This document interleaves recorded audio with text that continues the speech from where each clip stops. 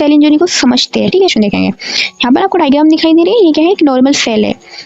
अभी जो normal cell है इसके ऊपर क्या हुआ, स्ट्रेस आया। अभी ये स्ट्रेस कुछ भी हो सकते हैं, bacteria, toxin, trauma, hypoxia, inflammation, कोई भी स्ट्रेस हो सकता है।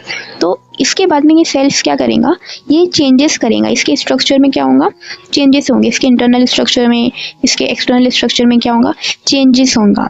इसी को हम लोग क्या बोलते हैं, इंजुरी बोलते हैं, सेल इंजुरी। तो सेल इंजुरी क्या है, cell injury is defined as the effect of a variety of stress. देखा कि नॉर्मल सेल था जिसपे क्या थे, वैरायटी ऑफ स्ट्रेस हो रहे थे ड्यू टू इटियोलॉजिकल एजेंट, ये कॉजेज है, इटियोलॉजिकल एजेंट है, इसकी वजह से क्या करते हैं, सेल जब इनकाउंटर करते हैं, रिजल्ट क्या होता है, चेंजेस हो जाए उसके इंटरनल और एक्सटर्नल एनवायरनमेंट के अंदर। पॉजिट है या फिर इटियोलॉजी है सेल इंजुरी की, वो क्या क्या हो सकता है, हाइपोक्सिया हो सकता है, यूज हो जाता है ऑक्सीजन, हिस्टीमिया होता है, फिजियोलॉजिकल एजेंट हो सकते हैं, ट्रॉमा हो सकता है, एक्सट्रीम टेम्परेचर हो सकता है, इलेक्ट्रिकल शॉक वगैरह हो सकता है, केमिकल एजेंट्स हो सकते हैं, टॉक्सिन, अल्कोहल वगैरह, कोई इन्फेक्शियस एजेंट्स हो सकते हैं, वायरस, बैक्टीरिया, फंगाई, पैरासाइट वगैरह, एजिंग हो सकती है, जेनेटिक डीअरेंजमेंट हो सकते हैं, न्यूट्रिशनल इम्बैलेंस हो सकते हैं, बहुत सारे कॉजेस हो सकते हैं सेल इंजुरी के। दो टाइप में डिवाइड करते हैं हम लोग सेल इंजुरी को, होती है reversible cell injury. Reversible cell injury में क्या होता है कि इसमें क्या होता है, नॉर्मल फंक्शन जो है वो वापस आ जाते हैं। अगर कोई भी सेल है उसके ऊपर स्ट्रेस आया तो सेल क्या करेगा, उस स्ट्रेस को अडॉप्ट कर लेगा। अगर वो स्ट्रेस हम लोग रिमूव कर दे तो सेल जो है वो क्या होगा, अपने वापस अपनी नॉर्मल कंडीशन में क्या होगा, आ जाएगा। एग्जाम्पल की सपोज कि हम लोग का हमारा एग्जाम्स होते हैं, ठीक है, हम लोग के एग्जाम्स होते हैं, हमारे ऊपर कितना सारा स्ट्रेस आ जाता है। अब ये स्ट्रेस जो है वो क्या होता है, टाइम के लिए आता है।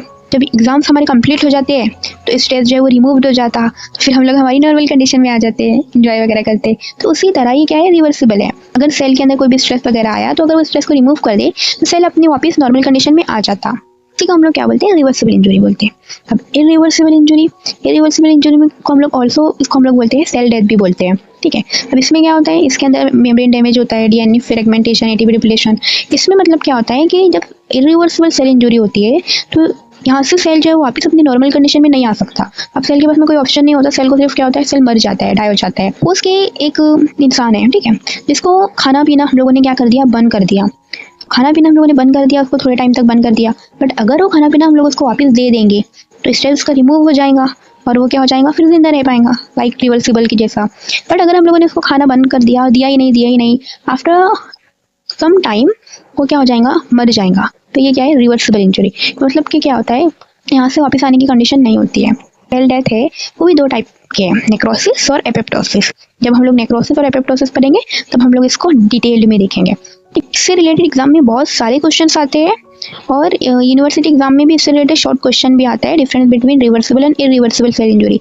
और एमसीक्यू में भी बहुत सारे क्वेश्चंस आते हैं। माइटोकॉन्ड्रिया के अंदर क्या चेंजेस होंगे, माइटोकॉन्ड्रिया के अंदर जब रिवर्सिबल सेल इंजरी के अंदर क्या होगा, स्वेलिंग आएंगी। यहाँ पर छोटे छोटे क्या दिख रहे हैं आपको, ब्लैक ब्लैक वो दिखाई दे रहे हैं, और इसके अंदर स्मॉल डेंसिटी हो रही है। क्योंकि इरिवर्सिबल इंजरी के अंदर क्या हो रहा है, सेल जो है वो क्या हो रहा है, स्वेलेंट हो ही रहा है, उसके अंदर वैक्यूल्स भी है, तो दोनों जगह है, लेकिन इसमें स्मॉल डेंसिटीज है, इसमें क्या है, लार्ज डेंसिटीज है। सेकेंड स्ट्रक्चर है सेल मेम्ब्रेन। तो रिवर्सिबल सेल इंजरी में क्या होगी, सेल मेम्ब्रेन क्या होंगे, सेल स्वेलिंग हो जाएगा और क्या होगा, इसके अंदर इंटैक्ट हो जाएंगे सेल मेम्ब्रेन और इसमें क्या होगा, ब्लेब्स फॉर्मेशन होगा। ठीक है, आपको यहाँ पर दिखाई दे रहे हैं ब्लेब्स फॉर्मेशन। क्या होगा, सेल में क्या होगा, डिसरप्शन होगा, मतलब यहाँ से सेल मेम्ब्रेन क्या हो जाएंगी, टूट जाएंगी। ठीक है, इंटैक्ट नहीं रहेंगी। तो इसके अंदर जब सेल मेम्ब्रेन टूट जाएंगी तो उसके अंदर का जो भी मटेरियल होगा वो बाहर आएगा, जिसकी वजह से क्या होता है, वो श्रिंकेज होगा, उसके साइज में मतलब सिकुड़ जाएगा, वो बिल्कुल भी स्वेल नहीं होगा। लेकिन यहाँ पे क्या हो रहा है, सेल मेम्ब्रेन स्वेल है, ठीक है, उसके अंदर क्या है, ब्लेब्स, ये सबको बलून से दिखाई दे रहे हैं, वो ब्लेब्स फॉर्मेशन हो रहा है।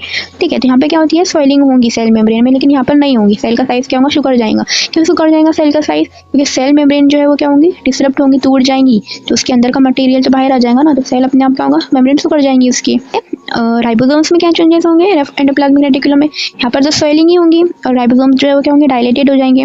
लेकिन यहाँ पे क्या होता है, यहाँ पे टूट जाते हैं बिल्कुल एकदम।